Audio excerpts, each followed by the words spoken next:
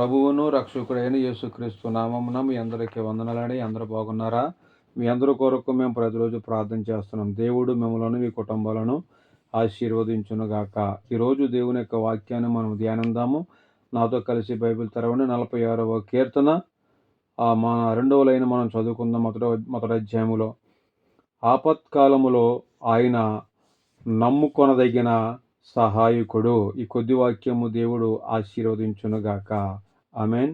ప్రభునందు ప్రియమైన దేవుని బిడ్డలారా, ఆపత్కాలములో ఆయన మనం నమ్ముకుంటే మనకు సహాయం చేయగలుగుతుంటాడు కనుక ఆయన నమ్ముకొనదగిన సహాయకుడు, గొప్ప దేవుడు, జీవము గలవాడు గనుక మన ఆశ్రయదుర్గము ఆయనే గనక ప్రియమైన దేవుడారా, యేసుక్రీస్తు ప్రభుల వారిని మనం ఆశ్రయిందాము, ఆయన సహాయాన్ని పొందుకుందాము.